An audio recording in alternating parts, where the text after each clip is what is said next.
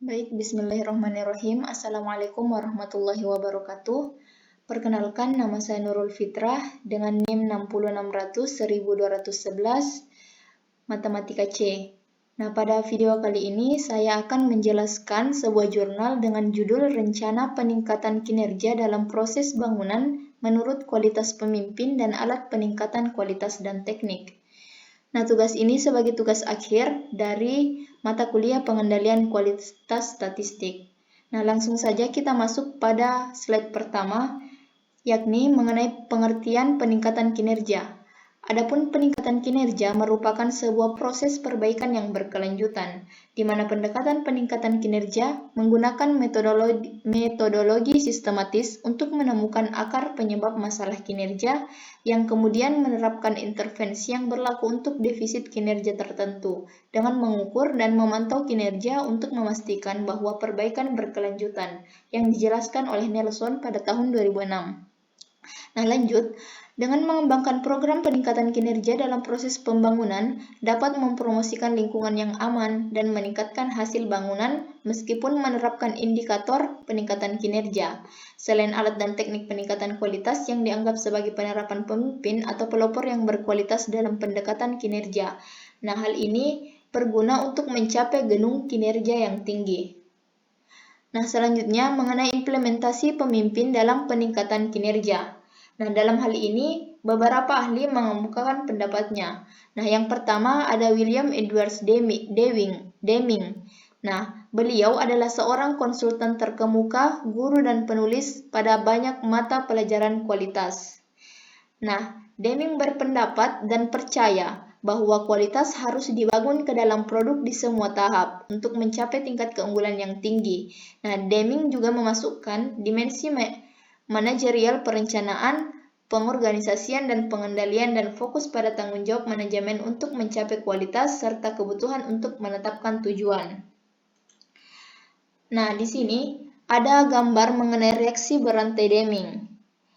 Nah, pada hal ini reaksi berantai Deming ini meliputi peningkatan kualitas atau improve quality, lalu ada penurunan biaya atau cost decrease, peningkatan produktivitas atau productivity improves, ada juga yang namanya merebut pasar dengan kualitas yang lebih baik dan harga yang lebih rendah, atau disebut juga capture the market, dan menghasilkan penyediaan lapangan kerja dan lebih banyak pekerjaan untuk pengembalian investasi dan kelangsungan hidup jangka panjang, atau profit jobs and more jobs. Nah, selanjutnya Joseph Moses Juran. Beliau adalah spesialis dalam mengelola kualitas. Nah, Juran ini berpendapat bahwa sistem kegiatan yang diarahkan untuk mencapai pelanggan yang senang, karyawan yang diperdayakan, pendapatan yang lebih tinggi, dan biaya yang lebih rendah. Nah, di sini ada 3 proses berorientasi kualitas menurut Juran, yakni ada quality planning atau perencanaan kualitas, masuk ke quality control atau kontrol kualitas, dan quality improvement yang disebut juga sebagai perbaikan mutu. Nah, menurut Juran ini memahami bahwa kebutuhan pelanggan itu sangat penting, di mana persyaratan ini berlaku untuk semua yang terlibat dalam pemasaran, desain, manufaktur, dan layanan. Dengan demikian, riset jadi Juran juga sudah mengidentifikasi bagaimana kebutuhan pelanggan memerlukan analisis dan pemahaman yang lebih kuat untuk memastikan bahwa produk memenuhi kebutuhan pelanggan dan sesuai untuk tujuan penggunaannya. Nah, lanjut. Selanjutnya ada Kouro Ishikawa, yang beliau adalah pelopor dalam kegiatan kontrol kualitas di Jepang, di mana Ishikawa ini mengklaim bahwa keberhasilan perusahaan itu bergantung pada memperlakukan peningkatan kualitas sebagai pencairan yang tidak pernah berakhir, dan komitmen untuk perbaikan terus-menerus dapat memastikan bahwa orang tidak akan pernah berhenti belajar. Selanjutnya, Armand V. Feigenbaum yang menyatakan bahwa manajemen mutu yang efektif terdiri dari 4 langkah utama. Nah, yang pertama ada menetapkan standar kualitas, bertindak ketika standar tidak terpenuhi, menilai kesesuaian dengan standar ini, dan perencanaan untuk perbaikan standar ini. Nah, yang terakhir, seorang ahli yang bernama Crosby, di mana beliau berpendapat bahwa zero defects adalah alat manajemen yang ditujukan untuk pengurangan cacat melalui pencegahan, di mana hal ini diarahkan untuk memotivasi orang dalam mencegah kesalahan dengan mengembangkan keinginan yang konstan dan sadar untuk melakukan pekerjaan mereka dengan benar pertama kali.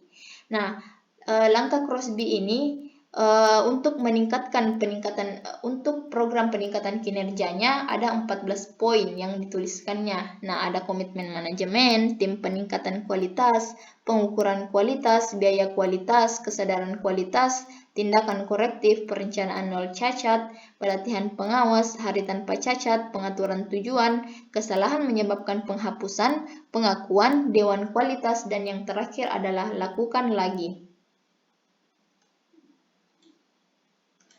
Nah, selanjutnya mengenai kesamaan pemimpin dalam peningkatan kinerja.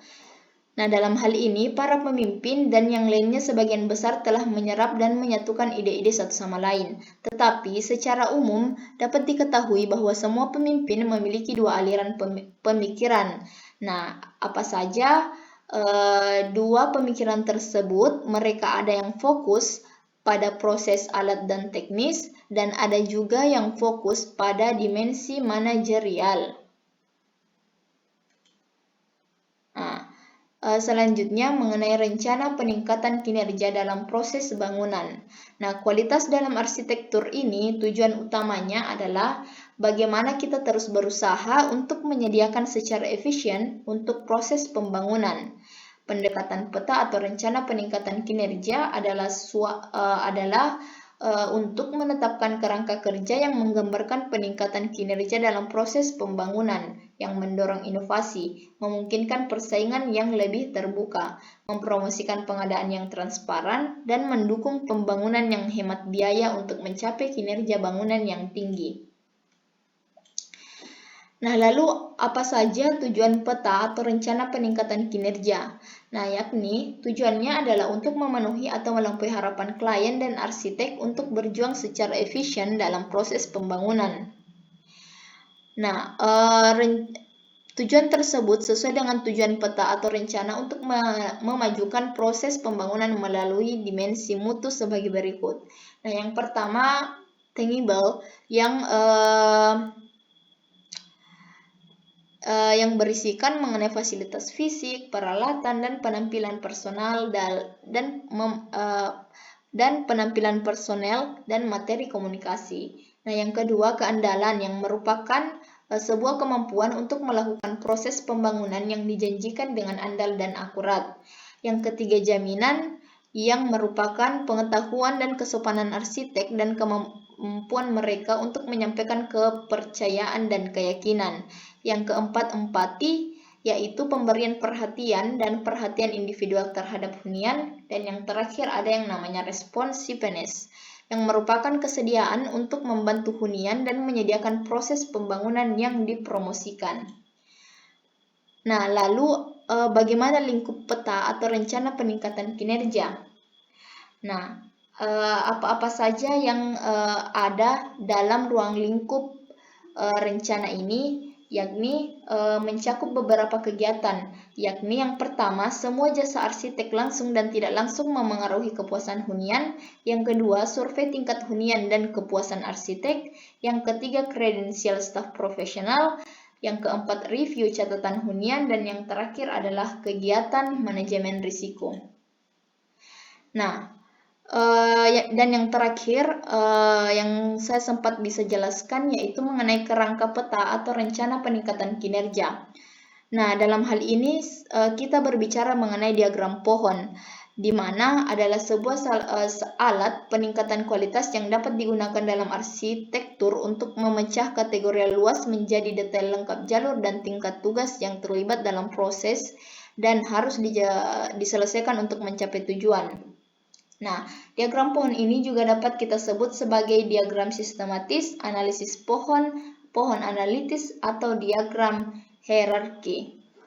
Nah, sekian yang sempat saya jelaskan, kurang lebihnya mohon dimaafkan. Wassalamualaikum warahmatullahi wabarakatuh.